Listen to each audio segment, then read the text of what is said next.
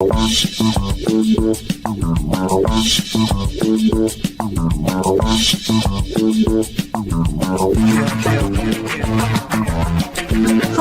welcome to Inside the Moms Club, where being a mom is the coolest place to be. Here in the Moms Club, we believe that what embarrasses you now will make a great story later. And let's face it, if you don't laugh sometimes, you're going to cry. Join us in having a good laugh together. I'm Monica Samuels. You are now inside the Moms Club, your private destination for all things mom.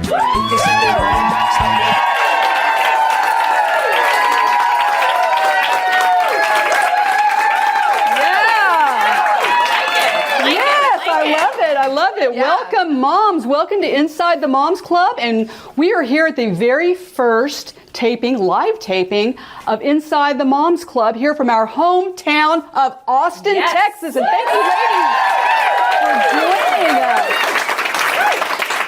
This is amazing. So I'm your host, Monica Samuels, and I'm here with my co-host, Julie Orchid. I am so happy to be here today. I am thrilled to be here in this beautiful store, Hearth and Soul in Austin. If you are ever in Austin, you definitely need to stop by Hearth and Soul. They have gorgeous things. I've been known to hang out, shop, I've been known to buy a lot of things. Yeah. Yes, it's a great store. So they've been gracious too. We've just really loved our time, and they've been terrific.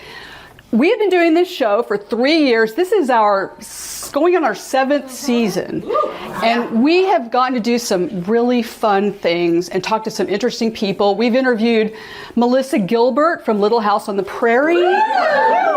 We've done Susan Olsen, aka Cindy Brady. And we can't really unsee the pigtails or the braids. Yeah, we went through when we were talking. A pigtail phase on our guests, it seems like. We interviewed Kim Holderness from the Holderness family. And she has been won the Amazing Race on CBS. I find that stressful, but okay. Well, Julie and I at one point, we thought we would do that together, and then we decided that was a really bad idea. Bad idea. And then we also interviewed Taylor Dane, the amazing Taylor Dane. I'm not going to sing, but y'all, we know that song. It's in my heart. Yeah, and we love her. She came with us. So we also participated in the MS Gala in Los Angeles on the red carpet, and Taylor came and joined us, and she's been an amazing supporter of our show. Yeah. So we have had some terrific... and another perk of the job is, I'm fascinated with Dances with the Stars, maybe because I want to be a dancer, but that was a big deal a few weeks ago. We did get to go to Dancing with the Stars, and we met Barry Williams, a.k.a. Greg Brady, so we have 4 more Bradys to go. Yeah. So, and I love Peter Brady, so if he's listening anywhere, we would be happy to meet him as well. So, this has been an amazing 3 years, and we're looking forward to the future where we're going to travel around the country and meet all of you. Now, what we normally do, and then what we've done for the last 3 years, and we're still going to do it, is we travel to Los Angeles and we record this show in a studio. And that means that Julie and I travel together a lot, and we have shared a lot of hotel rooms, and in one case we even had to share a king-size bed. You really get to know who your close friends are when you're sharing a king-size bed, a hotel room. You get to know all our ins and outs. If you're still friends after that, and we text every once in a while now. We're still happy to see each other. So that's good. And the good news about this is, so we decided, okay, we're going to go on the road. So to go on the road, what would be better than to go down the road from our house? So we wanted to start in our hometown. And the great news about that is, this is the first time we've ever done this show where we got to sleep in our own bed last night. Or at least I slept in my own bed last night. Are you assuming I didn't sleep in my own bed? I'm just asking. When you are single, you get to be the butt of a bunch of jokes that I can handle. So, for the record, I slept at home. Well, good. So good. That means we both got a good night's sleep last night. So that's positive. Yeah. The other thing that's different about the show now is that when we're in LA, we have to only worry about what we're wearing from the waist up because we're at a desk. Yes. This show, we had to worry about what we were wearing. And so I wanted to create my entire outfit around my amazing boots that I got. From the ground up. From the ground up. Used to doing. Yes. Pants are optional on podcasts. Well, for some co-hosts, they're optional. I'm fully dressed, so when you're listening, you know that that's the case. Yeah. But I almost did not get to wear my boots because last week there was a calamity at my house. A side table, a marble top side table, collapsed and fell on my foot. Yeah. And being a recovering attorney, the very first thing I thought of was, who is liable for this? I mean, that's valid. Yeah. As an attorney, I think, you may think that for yes, a second. and then my husband said, I think it was you. And I'm like, that's, okay, we're going to move on from that. So then my next question was, is my foot broken? So who better to contact but my co-host and recovering nurse friend, Julie. Right. And what did you tell me? Well, I was really empathetic. I was like, listen, shove your foot in that boot. You are fine. And your foot is not broken. And, you kind of are a little bit of a hypochondriac. Yes. So, in fact, that's how she started. She said, you're a hypochondriac, so let's start with it. So that gave me a challenge. I like to keep it real. Yeah. Well, and then I was determined to get my foot in this boot. So my swollen foot is in this boot, and you look amazing. When the swelling goes down, I will take it off. But I hope you're enjoying it otherwise, because there was a lot of effort to get dressed for this. Let me tell you a little bit about the show and where it started. So I co-wrote a book called Comeback Moms, and we decided from that we would do a podcast. And what we wanted to do was do a podcast that focused on the friendships that women have. Women have very unique friendships. And in our case, we became friends with a group of other friends through our kids' school. They were all friends, or they played on the baseball team together or managed the baseball team. Some dated for a week and broke up. Some are still dating. And yet we became friends and have stayed friends. So we travel together and we just support each other. Yeah. And that's the great thing. Now, some women have asked me, well, is this just a show for moms? And we focus a lot on moms issues and parent issues. But it's not just for that. It's about the friendships that women have. And because women form friendships in all kinds of ways. There's your sorority sisters. There's my mom's bridge club. They played bridge one time, and then they were forever for 50 years the bridge club, but that was the bridge club. Because they played one time. They did, so that qualified them. Right. And then there's the Mahjong club, there's the pickleball team, there's all kinds of... It's great, and I love learning new things, but why can't we stick to Uno, tennis? Like, why do we have to complicate, You don't like pickleball? No, I love pickleball. I don't want any hate mail. I love it. Okay. Yeah. Well, I love pickleball. And if you get hate mail, the first letter be from me, because I love pickleball. And the reason I love pickleball is because everybody that listens to the show knows I'm horrible as a cook. I'm awful. Yeah. And pickleball is the one place where I can be competent around the kitchen. Oh my God. All right, Monica, I'll give you that one. On that note, love that joke. Now that you've heard all about our show, we are thrilled to introduce our exciting guest. She is an actress, an author, a mom. She starred in the CBS hit show Northern Exposure. She was a co-star with Sylvester Stallone in the film Cliffhanger. And she's written several books, but her newest book is called The Pivot Principle, Finding Joy in Despair. Please give a big Austin, Texas welcome to our fellow Texan, Janine Turner. Welcome to the Mom.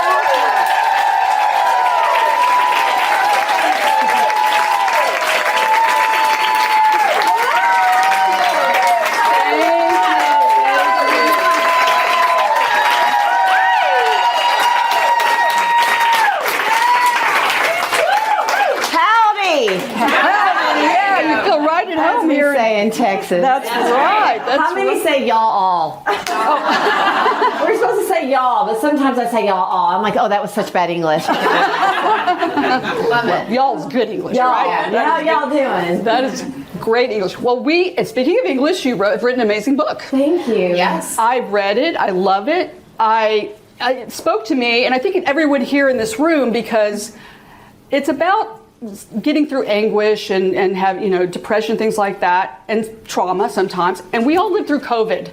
Mm-hmm. And I was recently at the grocery store, and I walked by the front door, and I thought, I'm having PTSD from the times I had to stand in line out waiting for my turn to go into the store. So We've all you still experienced- stand 6 feet back, right? Yeah. That's right, yeah. So tell us, what was the inspiration? What made you decide to write the pivot principle?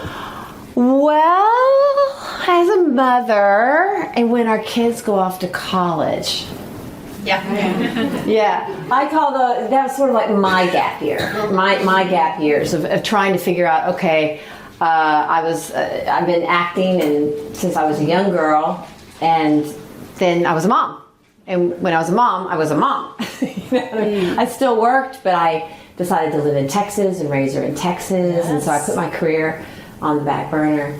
And then she goes off to college, and so there's this time of like, okay, well, who am I? And I'm a single mother, so and there are a lot of women that are like, yay, lucky you. But I hear that a lot of women my age. I'm in my 60s. So like, good for you. But it can be really lonely because I only had my one daughter. So it's like, oh, I'm alone and I'm out here and I'm on this ranch and who am I? So it's trying to figure out who I am again. And then COVID hit. And so I was sort of living in the subconscious, the echo of my own subconscious, alone on 300 acres. And then my daughter was with me for COVID, and then she went off to be with her boyfriend for COVID. And I'm like, okay, bye. So it was really rough. It was a little bit rough. And then I found that, I had this sort of linear trauma. And it kind of emerged for me during this echo of my subconscious when I was alone. So I thought, so it was a little bit of a rough time. And but I learned a lot through my despair. And what I did is I just put pen to paper and just started writing because I've always written poetry. And I thought, okay, let me just write.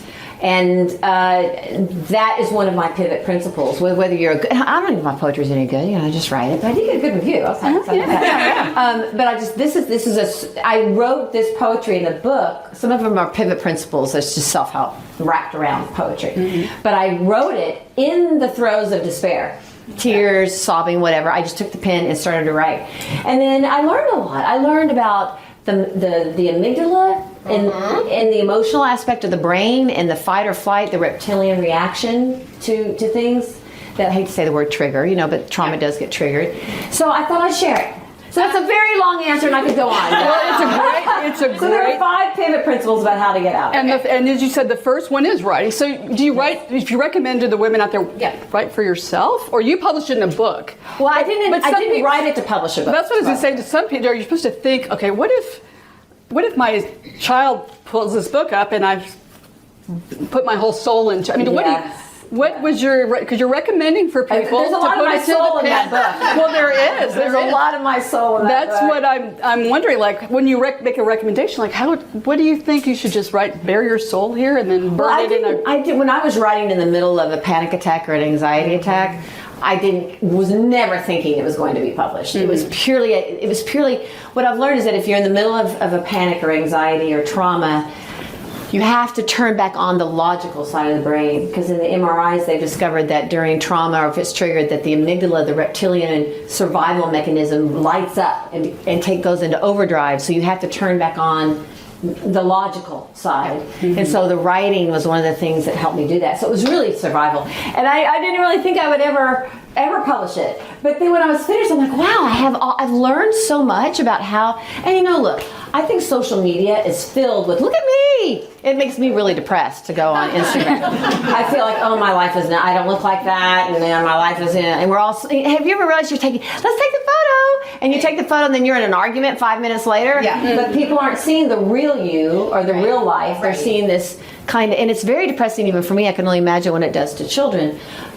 So this is humble. It's like, okay, I'm going to show you who I really am, what I'm really going through. Poetry is like music. You can read it and empathize with it and go, oh, someone else felt that way too. But then I wrapped around the regular writing of the prose of the pivot principles about how to get out of it. So I really didn't think about what someone would think of it. I guess and actors, that's what you do. You're always giving your soul, so it's kind of second nature to me. Just go, I'll let people read it. And I think curiosity is the cousin of humility.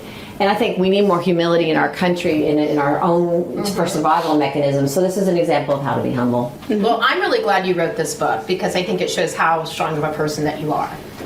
But you've also done a lot of other things, and I would love to know what you're most proud of projects.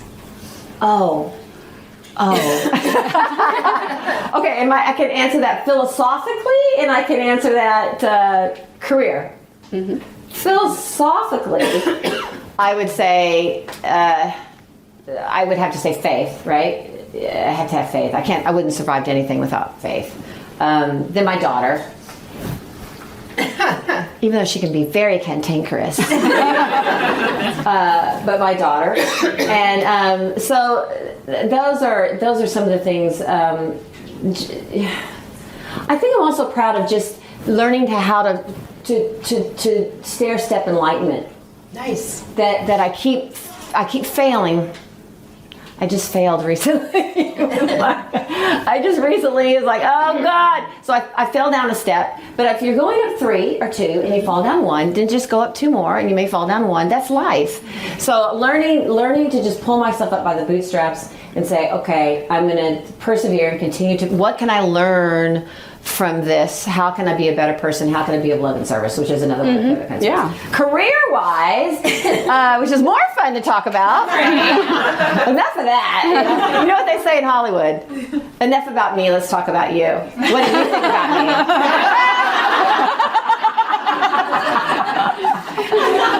So, okay, most proud of Northern Exposure. Yeah. Yeah, Northern Really Exposure. touched a lot of That's a great show. And it's streaming. Going to be streaming now, right? Yeah. And we understand you may have had something to do with it? Yes, it's driving me crazy that the younger generations, who has a DVD player? I mean, see? Oh, yeah, okay, kind of. Yeah, like, maybe I kind of have one Closet DVD player. and I have a bunch of VHSs. Remember those? Oh, yeah. Old General Hospital days. Oh. But I called Universal Studios. I said, guys, why isn't it being streamed? Everybody would stop me on the street. And Rob Moore and I had lunch a couple of years ago, Fleischman, and people were leaning over the railings, like, stream it. It's Fleischman, it's O'Connell. And so I called and said, guys, why aren't we streaming? Like, oh, no. And actually, my preacher's wife had told me why they weren't doing it in South Lake, Texas. And she said it's because of the music, that the music was too expensive to license. I'm like, well, I wonder if that's really true. So I call Universal Studios and I'm like, no, we can't do it. It's going to cost millions and millions to the music. Yeah. She was right. How she knew and I didn't. But anyway.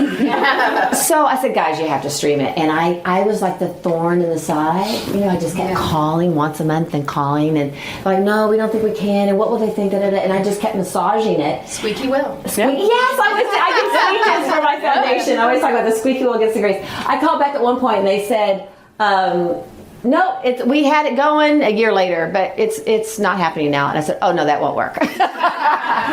So I worked with them for about 3 years, and now they say, no, this wouldn't be happening without you. But I just want the show to have a legacy. Look, I might make 6 cents per episode. I mean, really, it's pretty sad. I don't know, maybe with the strike we'll get a little bit more. But I think the show had a beautiful message and just was really one of a kind and very special. And I wanted the younger generations, the rising generations, to be on it. Absolutely. Well, we have to thank you because they all look at streaming shows now. They don't even look as much as network TV. They don't watch the news. Yeah, they don't even tell them. Yeah, They don't have TVs. yeah. Oh, yeah. They don't have TVs. They don't watch the news. I give speeches to kids. I'm like, where do you get your news? Instagram. It's kind of sad. It's kind of a big problem. But we won't talk about that. Yes, we will. Well, so you decided to raise your daughter in Texas. I did. Now, was that a choice that you made or she drove? Because I know at one point in our family, we almost moved to Washington, D.C., and our youngest son put so many conditions on it that we were like, okay, we'll stay here.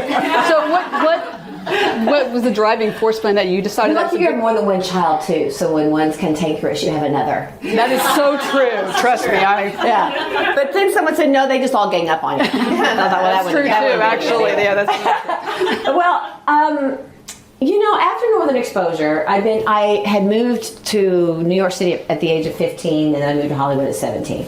So when Northern Exposure was picked up for 50 episodes, which never happens, I didn't even think I wanted to move back to Texas. But because you had to be in LA or New York back then, you couldn't record yourself like you can today. You had to live in New York or LA. And the minute Northern Exposure was picked up for 50, I was like, ranch, horse, pickup truck. Yeah. Texas. And I did that. I looked for a ranch and I bought a horse and a pickup. Mary Corbin and I, Northern Exposure, would ride on set with spurs. And we had a and I wanted to move back to Texas. So when Northern Exposure wrapped, I did move back to Texas. And then my pregnancy occurred with my daughter. And so I tried. I did a series with Whoopi Goldberg in LA for a little while. But I just really wanted to be home. I wanted to be home in Texas. I wanted to raise Juliet in Texas. And I wanted to raise her around family because I'm a single mom. Her dad just wasn't around.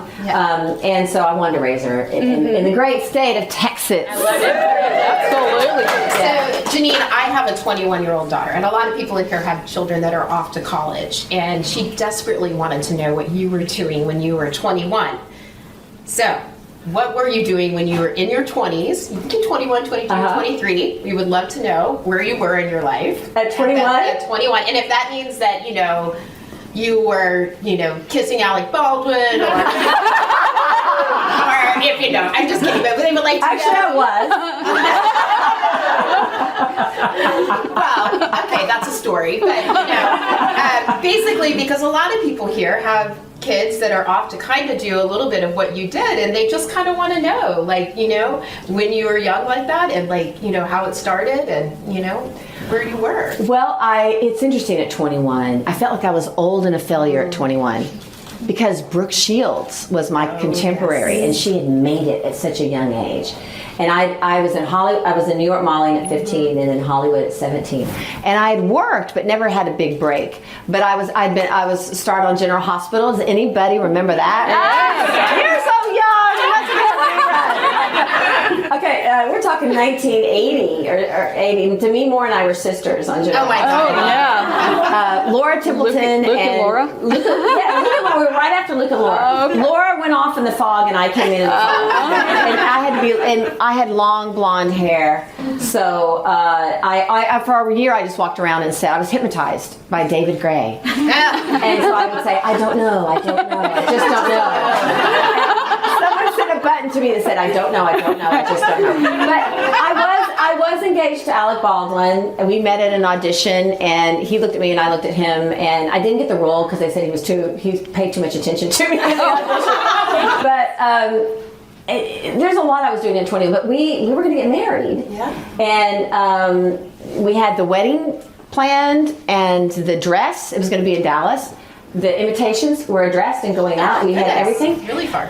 But we didn't. Yeah. And I remember on the site that it just was not going very well. Loved him dearly. It was very, very hard to do, but I remember he and I just remember this moment, these snapshot moments. I could write a poem about it. And I was standing on the street, and he says, "What will people think?" And I'm like, "Well, it really doesn't matter." Yeah. Because it's so we didn't get married, and that was one of the most devastating times for me. Yeah. But through that, I learned a lot about myself, and I learned about 12-step programs and things like that. So I can look back at life and say that, even though it turned out to be quite devastating, was a lesson God gave me to learn and grow in my life, and that's just the way I feel. I have to look at all aspects like that. Good advice. And that would happen. That's what happens. And judging from, I guess if you had married, you might have 8 children. I mean, That's right. How many children does he have now? It's quite a few. So, well, Janine, one of the things that we love is we have our Zoomer moms typically on the show Zoom in, and this time they are live, ladies. They are right here. So welcome, Zoomer moms. Welcome to the Moms Club. Oh, you're here. Are you the Zoomer moms? Yes. They're the Zoomer. Here. All of you? We have live Fun. Is it not? Zoomer moms. So where do you all live? I live here in Austin. Okay. We all live So the Texas Zoomer moms. Yeah, the Texas Zoomer moms. Representative of all this. Okay, not nationwide Yes. Zoomer moms. No, the national International Zoomer moms. Zoomer moms. We do. We've had international Zoomer moms. Well, so you're talking about philosophically about your daughter, and so like obviously we're always learning from our children. So what do you think is the most important thing you've learned from your daughter over the years, from single mom to her leaving you to all that? Like what is the biggest thing you've learned from her? Powerlessness. Good answer. That was a really devastating word because you spend your whole life making sure they're okay.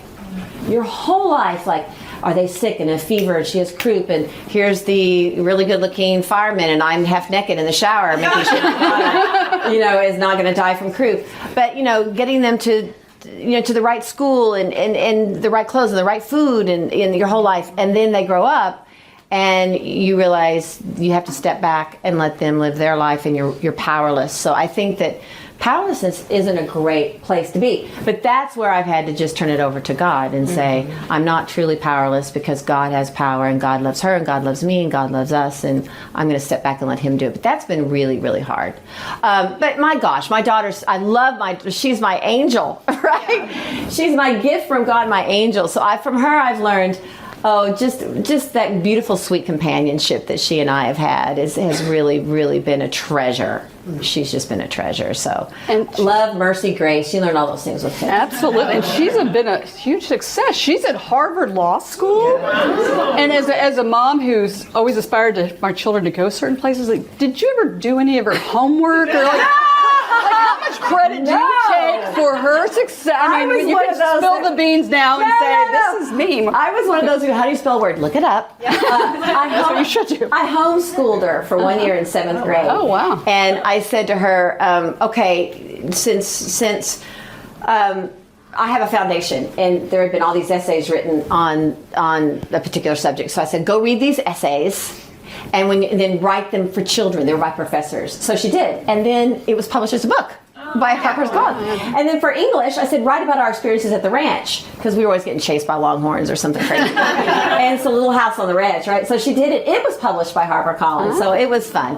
But I didn't write any of that. She wrote it, and she was just one and that's all the kids that were one of those kids actually do end up at Harvard. It's all the moms like me that talk to the teacher or whatever. Amy, welcome to the Moms Club. Tell Janine a little bit about yourself, and do you have a question? I'm Amy from Austin. I have 2 daughters, and I want to talk a little bit about theater. I have one who's a theater child, and I know you and your daughter, so as a mother, as an aspiring theater actress, how do you navigate the world of theater? And I know that your project sounds so amazing, and your daughter's involved as well, but we'd love to hear a little bit about that. Oh, thank you. Great question.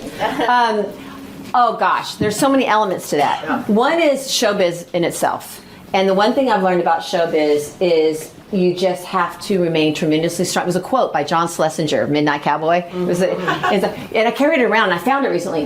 How do you deal with Hollywood? You have to remain tremendously strong about what you know you can do and never take no for an answer. It's just no, no, no. You hear no all the time. Rejection, rejection, rejection. I mean, if you have 8 auditions a week, you don't book anything.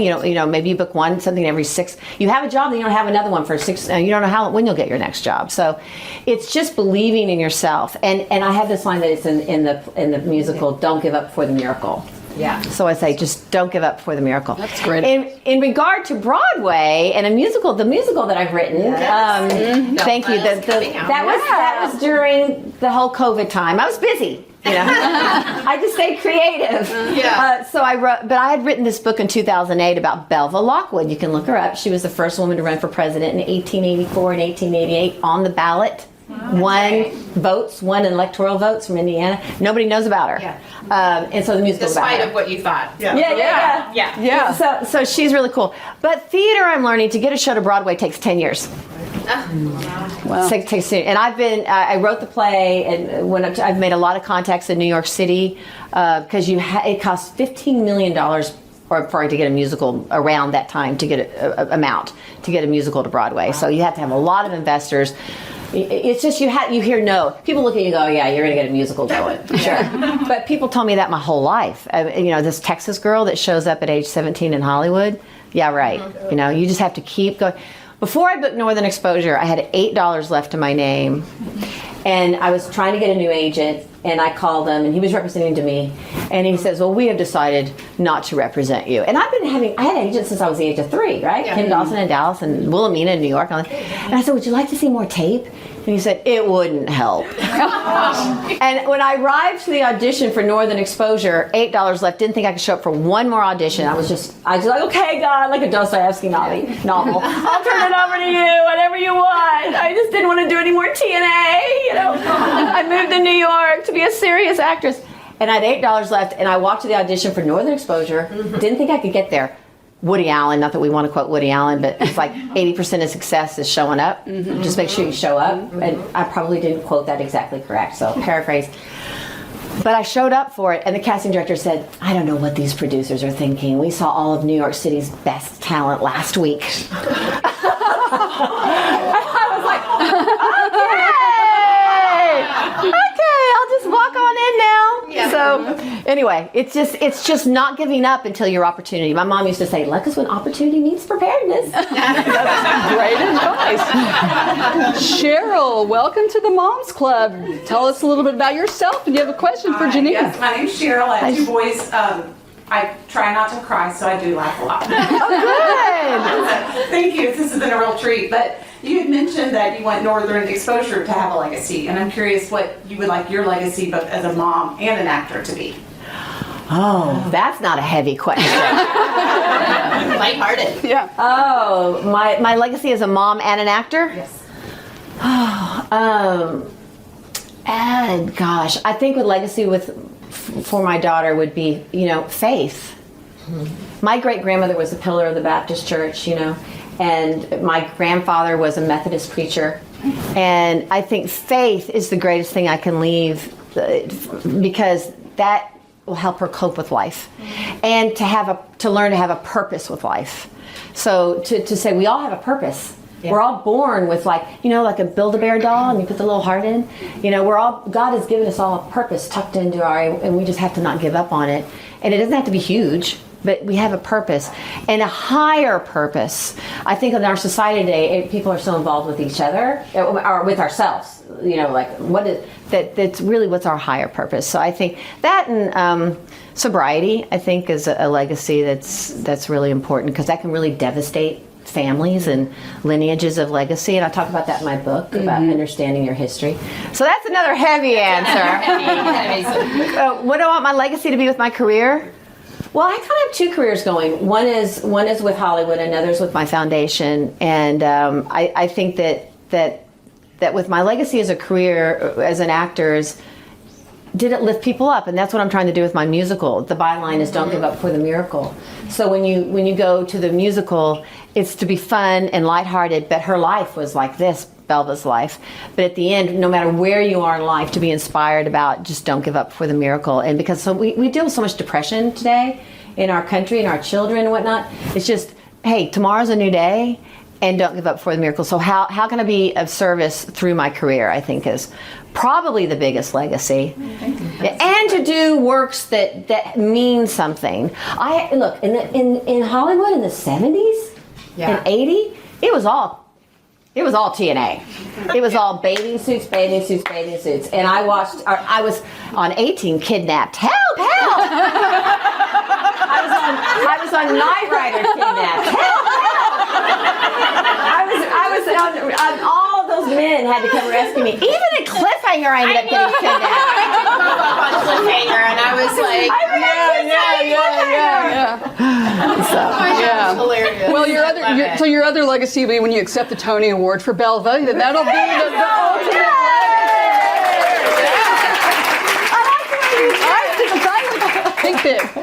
Lisa, welcome to the Moms Club, and do you tell us a little bit about yourself? And you have a question for Janine. Hi, yes, Lisa, also from Austin. I have 2 daughters. Oh, One yay. is hoping to be an actress. Oh, great. Also doing that. So you've done so much, and obviously you're just getting started on some things. But if you had it to do all over again, would you do anything differently? And if so, what would that be? That's a hard question, because I think when you start looking at what you should have done, it can get really like, oh. And everything in my life, I used to say led to my daughter, right? It all led to the birth of my beautiful daughter, because I think she's my mother said to me once, because I said, Mom, what's your legacy going to be? You know, what are you working on? She goes, you're my legacy. I'm like, okay. So in a way, our children are our legacy. But what was your question? If you would do anything differently. If I would do anything differently. You know, I guess I can look at what I did with my daughter. I think in career, what I would do differently, right? Oh gosh, there's so many things. You go, oh well, I should have taken that role, or I should have done that. But I would say I would go to college. You know, I don't think you have to go to LA. I don't think you have to go to New York City at 15, and I don't think you have to go to LA at 17. And I graduated a year early, but I love schools, very academic. And I remember begging my father, who's a West Pointer, right? And my brother got the college education. I'm like, I want to go to college. He goes, you're already making money. I'm not going to pay for you to go have an intelligent conversation. So I just think that to have that time is really probably. I watch my daughter. You know, she has all these friends in this kind of collegiate environment. I never had that. I was in New York, literally walking the streets, you know, trying to find, you know, with auditions at a very young age. And then in Hollywood, I was living in an apartment alone, and what was my day was in my little Volkswagen Rabbit diesel, not the cute convertible kind. This was the Jimmy Carter crisis, and it was kind of isolating and lonely. So I think that there's time to go ahead and go to college and have an education. So well, that's great. Well, thank you, Zoomer moms. Thank you so much, and thank you, Janine. This has been amazing. This show always goes by way too fast, and we have shut me up. I live at a ranch, right? Sorry, see, I'm still talking. They're over here going, time. But I have to tell this last story. I live at a ranch, and when my neighbors come up, I'm like, Doc, he's going to talk forever. You know, we'll never get away. And I've become one of those people. I'm like, let me tell you. And now I'm on the set. I'm an old timer now, right? Wow. Back in the day. Great. Well, y'all, congratulations for what y'all do. Well, thank you. I'm really impressed with the We are You're trying to do something, both of you, really special with your life. You already are accomplished women in your fields, and now you're trying to go be of service with others with what you're doing. And your book, Finding Yourself, you know, can really relate to that. So congratulations to you, what you're doing, breaking into this world. I mean, I was just thinking I need to go buff up on my legacy and purpose after this. No, are you kidding? As an ER nurse, I could never do that. I played a doctor on TV. But on TV, it's like, we can't possibly handle this! I've said that a few times. She has So that's a true story. especially when it involves me. I would not be a good ER nurse. When I was a pilot on for Northern Exposure, because my dad was a pilot, because it was Air Force Army when he graduated from West Point.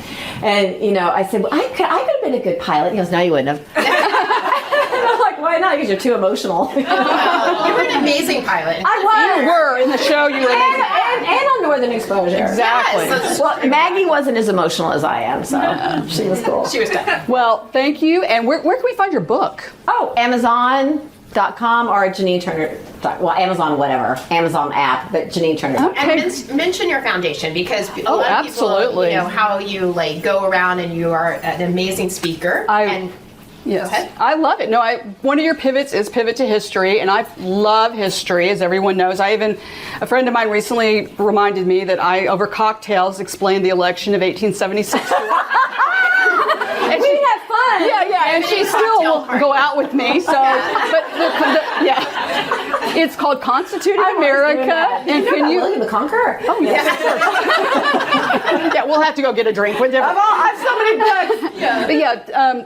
Tell us real quick about Constituting America. Well, I launched it. I'm the founder in 2010, and it's nonpartisan because the Constitution is nonpartisan. It was a document written before the party system even emerged.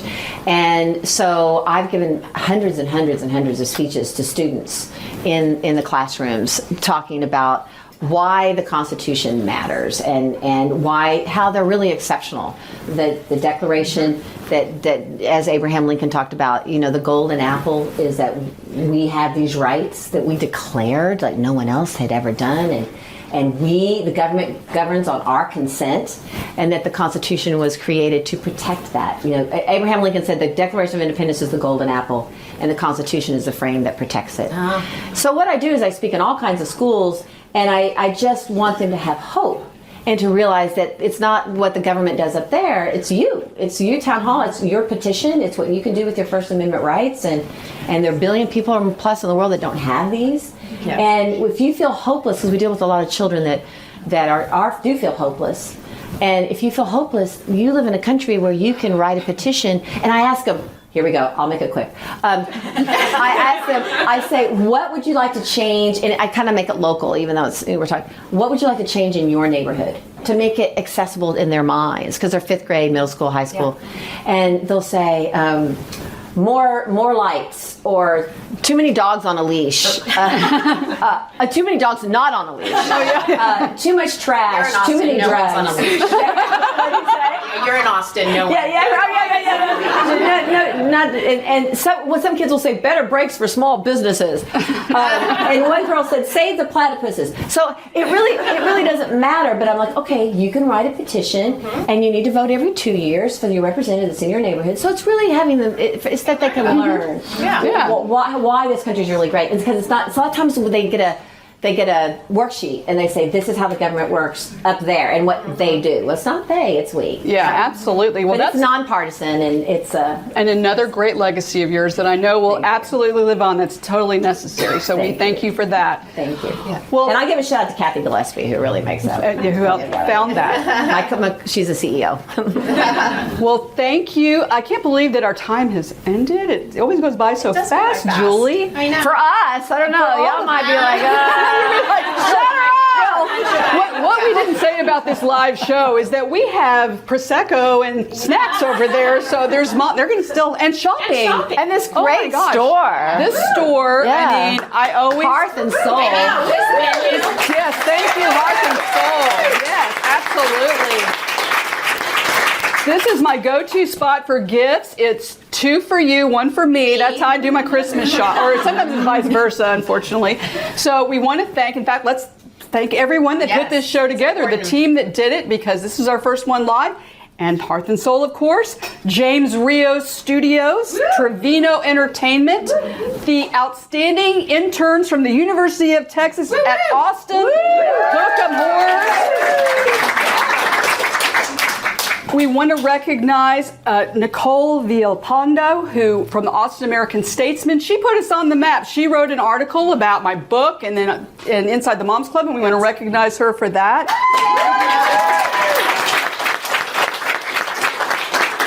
And Lori Muslow and Genesis Soul from It's All Good Entertainment. So let's thank everybody who helped put this show together.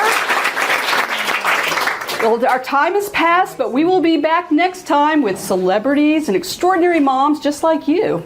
And we know your me time is precious and valuable. Thank you, Moms of Austin, for celebrating with us. Now, I want to leave you with one thing, and that is our motto on Inside the Moms Club. It's if you don't laugh sometimes, what happens, moms? You're gonna cry. That's right. We do not cry. We laugh, laugh, laugh, and have a great time. And we'll see you next time on Inside the Moms Club. Woo!